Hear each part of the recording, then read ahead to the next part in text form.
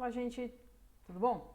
Vamos dar continuidade às nossas aulas sobre célula. Então, a gente já começou algumas semanas falando sobre a estrutura celular, sobre os tipos celulares, a gente falou sobre o citoplasma, sobre as organelas não membranosas.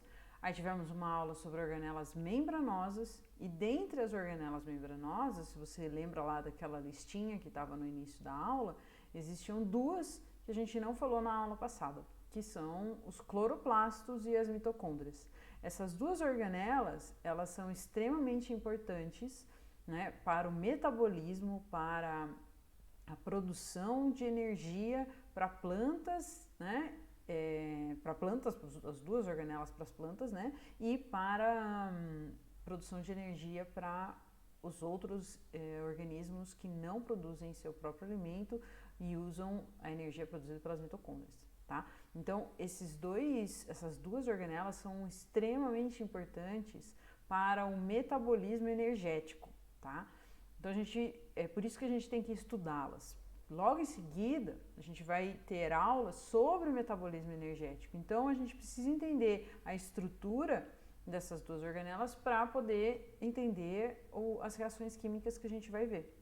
E antes da gente falar como é a estrutura de cada uma dessas organelas, eu queria falar sobre a origem delas, né? Sobre uma hipótese que a gente tem, chamada-se hipótese endossimbiótica, tá?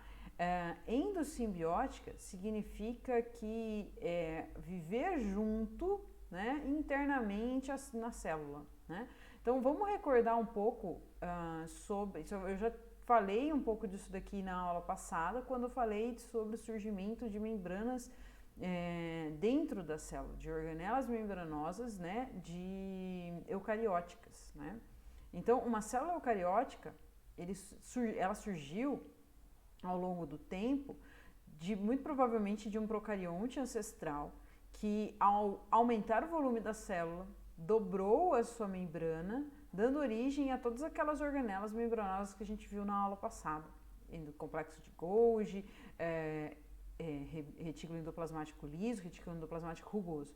No entanto, as mitocôndrias e os cloroplastos provavelmente é um pouco diferente essa origem, né? Então não vem dessa invaginação da membrana plasmática. Muito provavelmente as mitocôndrias e cloroplastos surgiram de um procarionte, portanto de uma possível bactéria que foi englobada por uma célula eucariótica. Então a célula eucariótica estava lá se alimentando, né, de partículas do meio, e ao se alimentar de muito provavelmente um ser procarionte, uma bactéria que fazia respiração celular, que fazia todas as reações químicas de respiração celular e era heterotrófico, portanto ingeria algum carboidrato para realizar essa respiração celular. Quando a célula eucariótica englobou essa bactéria, ela não digeriu essa bactéria e ficou com essa estrutura aqui internamente. Mas por quê? Porque qual era a vantagem? A vantagem é que para essa célula eucariótica, ela vai ter produção de energia, porque aí você fornece alimento para essa pequena bactéria e ela produz energia. E aí então é possível de você estabelecer essa relação simbiótica, uma relação em que as duas têm vantagens, né? A célula eucariótica tem vantagem porque recebe energia produzida pela mitocôndria e a mitocôndria recebe alimento que ela vai utilizar para produzir energia para ela e para a célula, né? E aí então isso deu origem às células eucarióticas, né, heterotróficas. E essa célula eucariótica heterotrófica ancestral é que vai dar origem às nossas células, por exemplo, células animais, que têm apenas as mitocôndrias.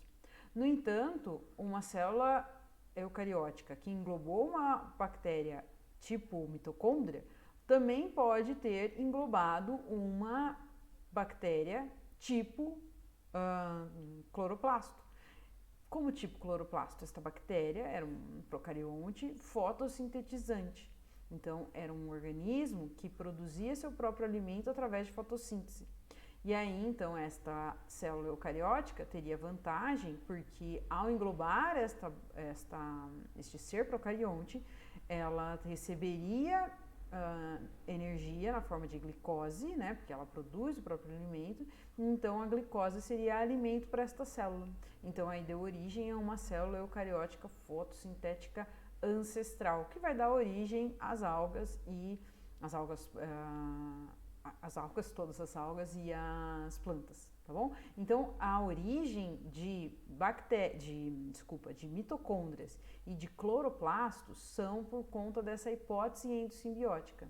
E quais seriam as evidências, o que a gente consegue enxergar hoje em dia para achar que essa hipótese seja uma coisa válida, seja uma coisa correta, né? Muito provavelmente,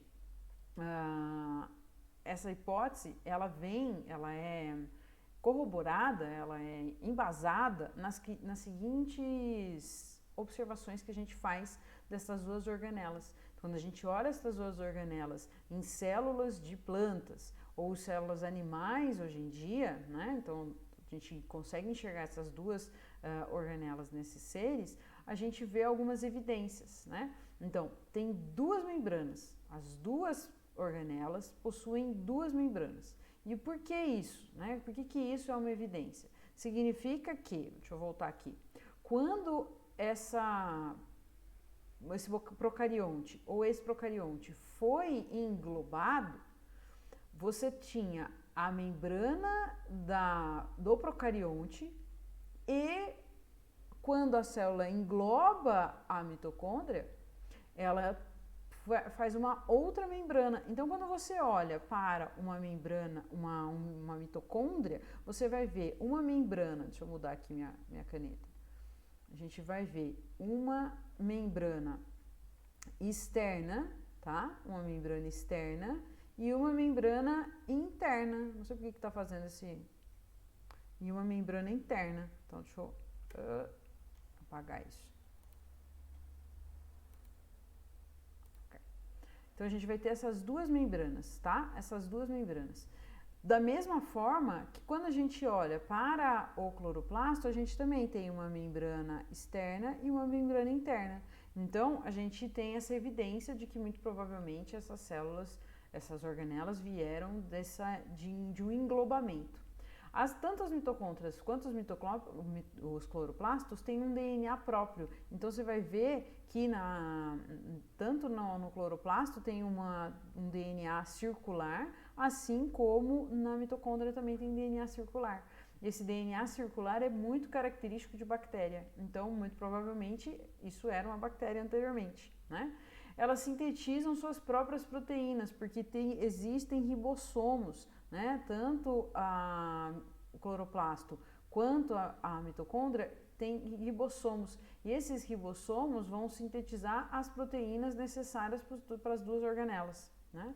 São capazes de se autoduplicar, como as bactérias. Então, por que uma organela seria capaz de se autoduplicar? Porque provavelmente a origem dela é de uma bactéria que foi englobada. Então, essas características são características que endossam, que falam que muito provavelmente que essas duas organelas são de origem endossimbiótica. Essas informações são extremamente importantes, tá? Isso daqui tem várias questões que tratam disso. Guardem isso que com certeza vai ter uma questão para vocês falarem sobre isso, tá bom? Então, dando continuidade. Qual que é a importância e a função dessas duas organelas, né? Essas duas organelas estão ligadas em transformação de energia. Então, elas são responsáveis por transformar energia. Transformar que tipo de energia? Os cloroplastos, ao fazer fotossíntese, conseguem transformar energia solar em energia química. Conseguem, através da fotossíntese, ligar 6 carbonos e transformar CO2 em glicose, tá vendo? Então, conseguem transformar várias moléculas de CO2 em uma molécula grande de 6 carbonos, a glicose. E nesse processo acabam eliminando o oxigênio, tá? Que vem da água. Então, a fotossíntese é extremamente importante para transformar essa energia física em energia química.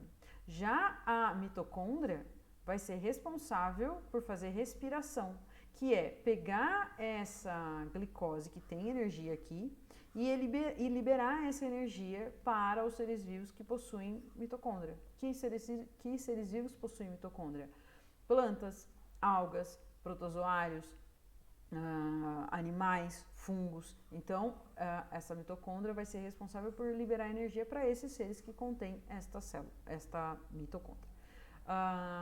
Então, cloroplastos e mitocôndrias possuem, né, uma função de transformação de energia, mas é um tanto quanto oposta, porque esse daqui, ó, eu uso energia luminosa para fazer glicose e a mitocôndria quebra a glicose para produzir ATP. ATP é a molécula energética da célula, tá bom? Então, a gente vai ver mais detalhes destas duas organelas. Vamos começar pela mitocôndria, tá? A mitocôndria, ela está presente, né, em células eucarióticas, tanto de protistas, fungos, animais e vegetais, tá? Então, vegetal possui mitocôndria e cloroplasto. A gente é que só tem mitocôndria, tá bom? Então, vamos falar um pouco sobre esta mitocôndria. Como é que é a estrutura dela? A estrutura de uma mitocôndria tem, basicamente, né, uma membrana externa, certo? E uma membrana interna toda dobrada. Essas dobras que a gente consegue enxergar aqui, a gente chama de cristas, tá? Então, a dobra a gente chama de cristas e está na membrana interna da mitocôndria. Aqui no meio, que está pintado em azul, a gente tem um líquido, tá? Aqui também tem líquido, tá? Mas esse líquido aqui a gente chama de matriz mitocondrial, tá? E nesse espaço aqui, entre um espaço e outro, a gente chama de espaço intermembrana. Então, a gente tem membrana externa, um espaço intermembrana, uma membrana interna, uma matriz mitocondrial. E a membrana interna, como é dobrada, essas dobras a gente chama de crista, tá bom? O que mais a gente tem além disso que a gente já falou, das membranas, do espaço, da matriz e das cristas? A gente também encontra ribossomos nessa organela que vão fazer proteínas para a mitocôndria e também vai ter DNA próprio. Esse DNA mitocondrial a gente escreve mtDNA. Por que MT? Para falar que esse DNA não é o DNA do núcleo, é o DNA da mitocôndria, tá? Então é uma organela que possui o DNA próprio, assim como ribossomos, tá? Então essa é a estrutura da mitocôndria. A mitocôndria, por ter DNA, ela também tem uma capacidade de se autoduplicar. Então, as mitocôndrias surgem exclusivamente a partir de outras mitocôndrias. Não é a célula que vai fabricar uma mitocôndria do nada, do zero. Ela vai produzir, uma célula produz uma nova mitocôndria a partir de uma mitocôndria já feita. Então, aqui é uma imagem de microscopia eletrônica mostrando aqui uma mitocôndria se dividindo e formando uma outra aqui. Essa divisão é muito parecida com divisão bacteriana, também uma outra evidência daquela origem endossimbiótica, tá bom? Uma coisa muito legal da gente saber é que a mitocôndria, ela nos dá uma herança. Como ela tem DNA e como ela se autoduplica, ela tem uma característica muito especial. Todas as mitocôndrias que a gente tem na nossa célula, então se a gente pegar aqui, ó, uma célula do nosso corpo e olhar para a mitocôndria que tem aqui dentro, que tem DNA mitocondrial aqui, essa herança mitocondrial, ela vem exclusivamente da sua mãe. Então, se você tem uma mitocôndria legal, uma mitocôndria que respira bem, que funciona de forma adequada, você tem que agradecer a sua mãe.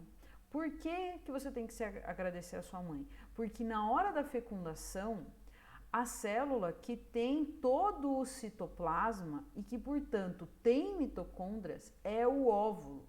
O espermatozoide que vem aqui, ele tem mitocôndrias nesta região, mas essa região aqui da cauda não entra no núcleo. Portanto, as mitocôndrias do espermatozoide ficam fora. O que entra é só o núcleo. Então, todas as mitocôndrias que você tem nas suas células vieram das mitocôndrias que estavam no citoplasma lá do óvulo, tá? tá? Então, a herança mitocondrial é uma herança materna. Todo o resto da sua herança genética é um mix de papai e mamãe. Então, os pais misturam ali o núcleo do óvulo com o núcleo do espermatozoide a informação genética dos dois. No entanto, a sua mitocôndria, ela vem da sua mãe, tá? Então, a sua mãe te deu a mitocôndria. O seu pai não te deu mitocôndria nenhuma. A sua mãe recebeu as mitocôndrias dela, da mãe dela. A mãe dela recebeu as mitocôndrias da mãe dela. Portanto, existe aí uma teoria, né, falando que todas as mitocôndrias vieram de uma primeira mulher humana, né, da mãe humana, né, de uma Eva. Então, as nossas mitocôndrias vieram da mãe. Como a gente está aí prestes a ter o Dia das Mães, agradeça a sua mãe, né, pela sua mitocôndria. Mostre a ela como você respira bem por conta dela, né? Então, falamos de mitocôndria, agora a gente vai falar de cloroplastos, tá? Cloroplastos são extremamente importantes porque estão envolvidos neste processo. Fotossíntese. Fotossíntese é a reação química mais importante da face da Terra. Por quê? Porque faz alimento.